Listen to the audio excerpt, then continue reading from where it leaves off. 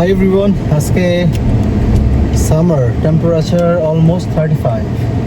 তো কেউ যদি বলে আমারে যে বাংলাদেশের কোন জিনিসটা আমি মিস করি, সামারটা মিস করি বেসিক্যালি হচ্ছে সেই রৌদ্রোজ্জ্বল দিনগুলা। কারণ জার্মানিতে শীতের সময় অতটা বেশি লাইট থাকে না, এটা হচ্ছে একটা প্রবলেম।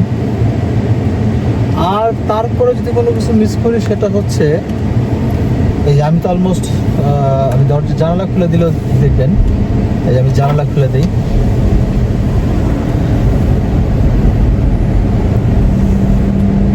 টায়ারের শব্দ, বাতাসের শব্দ, কিন্তু কোনো হর্নের শব্দ নাই। আমি এটা মিস করি রে ভাই। I miss Bangladeshi peep peep peep peep all time horn. Jokes apart, সবচেয়ে মজার কথা হচ্ছে আমি এই গাড়িটা চালাচ্ছি 2 বছর যাবত, এক্স্যাক্টলি 2 বছর যাবত। আমি মনে হয় গুনে গুনে একবার হর্ন ইউজ করছি, তাও কোনো একটা বিয়েতে।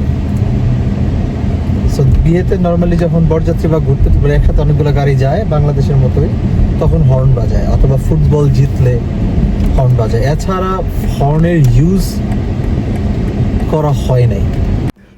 জার্মানিতে হর্ন মূলত ব্যবহার করা হয় কোনো আসন্ন বিপদ সম্পর্কে সতর্কতার জন্য। এখানে সবাই ধরেই নেয় যে সামনের মানুষটাও নিয়ম মানবে, তাই অপ্রয়োজনীয় হর্নের দরকারই পড়ে না। সো জার্মানি আমাকে একটা জিনিস শিখিয়েছে, ভালো ট্রাফিক শুধু রাস্তা দিয়ে হয় না, ভালো ড্রাইভিং কালচার দিয়েও হয়। That's it.